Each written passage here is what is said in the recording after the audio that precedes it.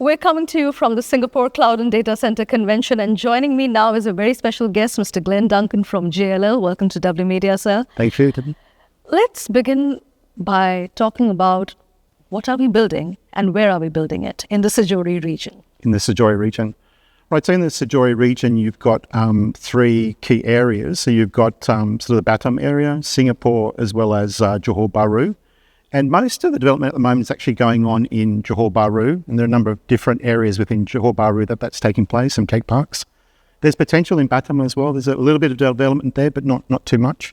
And then in Singapore, after the moratorium, there's been some new builds that have been announced as well. So there's starting to be some builds here as well, coming back online, yeah. Singapore is interesting because we had that whole challenge involving power, but now they've announced that they will supply more power. But keeping the sustainability element in mind, what kind of demands are your clients making? Are they talking about sustainability? Are they talking about making changes, maybe rooftop panels, solar panels, or if they want to switch to liquid cooling, are they talking about making modifications to buildings? Yeah, so a lot of the new demand is coming through from artificial intelligence, or the expectation that that's coming to the market. That new technology is creating higher rack densities. Those racks are also getting heavier. And that's requiring changes to the structure and the design of the data center, new cooling, differences in sort of design for the power distribution units, those sorts of things. Yeah, so it is changing the structure of data centers and their design. But also from the sustainability perspective, are clients talking about sustainability openly?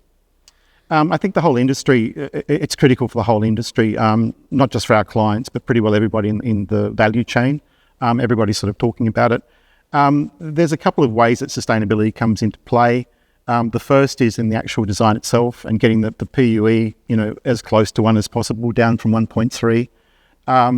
But nowadays it's more about power. So it's not so much about the design of the facility, but about the actual power that's being delivered to it, and that being from green sources. And so the industry's talking about that a lot. That's the real issue at the moment, getting sustainable power and even dirty power. Dirty power. I'm not sure a lot of people would like that. Oh. Not dirty power. Let's say fossil fuel power. Yeah, conventional power. Yeah. Okay, but what about facilities that are being repurposed? Because there are a whole bunch of these older commercial buildings and warehouses and logistics parks, etc. And some of them can be repurposed into data centers. So are you seeing a push for that as well? Look, most of the investments coming through from the hyperscalers and the big cloud providers. So that's sort of more than 50% of the market. Mm-hmm. And those clients have very specific needs in the market, and they're very particular about what they want. So repurposing data centers is really not in the conversation for their sorts of needs.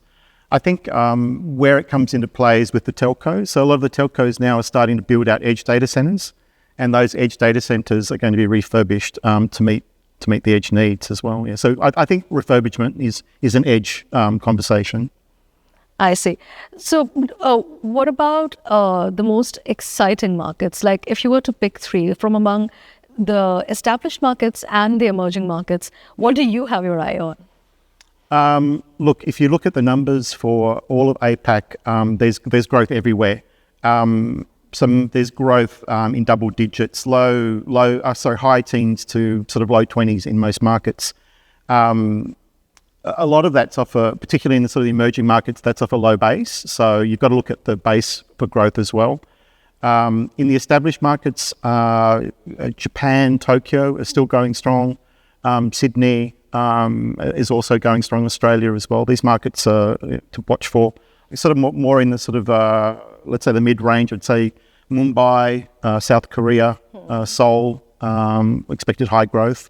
In the emerging markets, Indonesia, Malaysia are going to be strong going forward. What about Batam? Let's talk about Batam.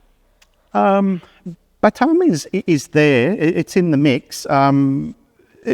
Most of the growth in terms of the spillover from Singapore has been into Johor. Yeah. And the question is, what you're getting to is, why isn't it going to Batam? There has been some development there and so there's activity, but it's not on the scale of what's happening in Johor Bahru. Just give it time, I guess. I would say just give it time, yeah. But Johor is definitely emerging from the shadows of Singapore.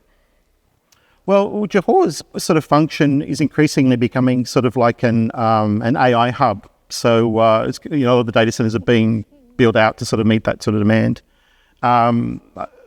Look, I think Johor, those developments there are closely tied to what's going on in Singapore. So Singapore and Johor are sort of joined at the hip, so to speak. So you've got to talk about them in the same sort of breath. Perfect. This isn't the first time you've joined us at W.Media. Could you tell us a bit about your experience? What draws you here to the W.Media CDC? I think W.Media is, as far as I know, the only conference that covers most of the key markets in APAC in terms of bringing data center operators and tech vendors and enterprises together. So it's the fact that you've got the Pan-Asia footprint that's particularly attractive for us. The ability to sort of hear about those markets as well as network with folks in the industry in those markets makes it very, very attractive to us. Thank you so much for joining us today. Thank you. Thank you.